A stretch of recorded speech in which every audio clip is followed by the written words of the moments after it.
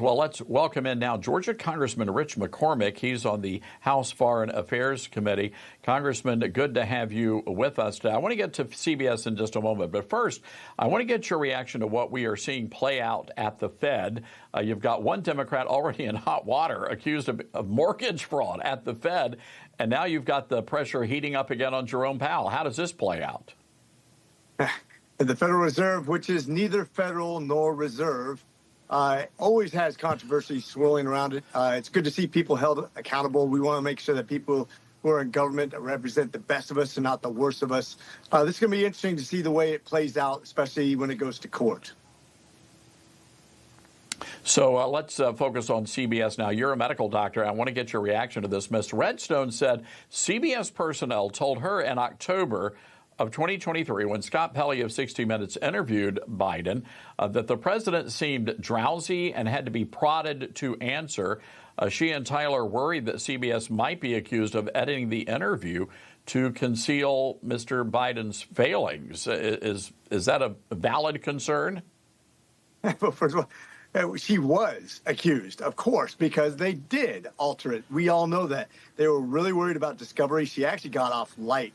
There's no doubt about it. This was not editorializing. This was not reporting. This was an actually misleading interview on purpose. It was supposed to be newsworthy. Instead, became something where they were trying to aid the Democrats in their campaigning. That would be damning. There would really be a blight to any sort of legitimate reporting, if there is such a thing with those organizations to begin with, quite frankly. You know, the cover-up here, Congressman, is just breathtaking by the mainstream media. And you wonder at the end of the day, is anybody going to be held accountable, not only within the media, but also within the former Biden administration? Anybody do anything that might reach the level of criminal behavior? We ask that all the time. We always want scalps, right? Well, we've been showing over and over again how Hillary Clinton and other people have covered up different things, and we haven't gotten the scalps. And now, of course, Biden's famously pardoned tons of people, even things where they haven't been accused of, including family members and himself. It's never been done before. So it is hard to say whether we're going to actually have any criminal cases come to fruition, but at least we'll have exposure of the truth, and that's really important to the future of America so people can make legitimate, informed decisions. Congressman, I want to talk about something that happened earlier today outside Union Station. You had National Guard members there, and they were met by a handful of pretty foul-mouthed, nasty protesters. But the National Guard actually got a visit from Vice President Vance and Secretary of Defense Pete Hegseth. Let's take a listen to what happened. Sorry?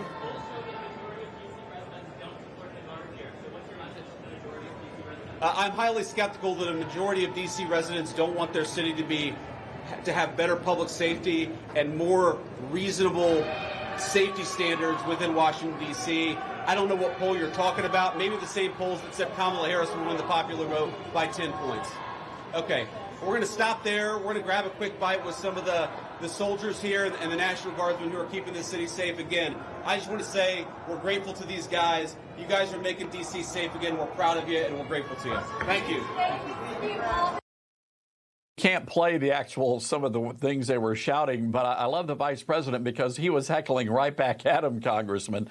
One of the interesting things that we saw, though, in that crowd, you basically have white liberals, predominantly white liberals, complaining about the cops cracking down on crime. Meanwhile, on social media, you have tons of black citizens in D.C. saying, thank God for Donald Trump. What say you? I'm looking forward to this debate. First of all, remember, during the Biden administration, one of the first bills we passed was a law where a Democrat couldn't get any other Democrats to act on it. So they came to Andrew Clyde, a fellow Georgian, who's an extremely conservative guy, and said, hey, let's get this bill passed where we actually have to prosecute people by the judicial system in D.C. We had to pass a law that Biden begrudgingly signed to actually prosecute criminals in D.C. That's how bad they were at prosecuting criminals. Even if they arrested them, which a lot of times they didn't arrest them, we couldn't actually put them in jail. That was the way that they were actually executing their government.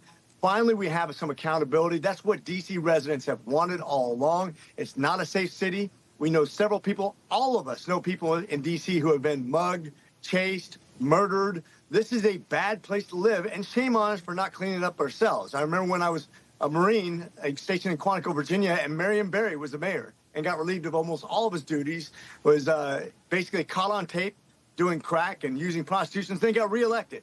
So shame on D.C. residents for electing those kind of people, but at least we know what they want. They want law and order. They want to feel safe in their city. That is a universal desire for all people. Yeah, well said. Congressman, we have to leave it there. And again, 550 people arrested in just 7 days in Washington. Thanks a lot, Congressman. Appreciate you. Always a pleasure. Semper Fi.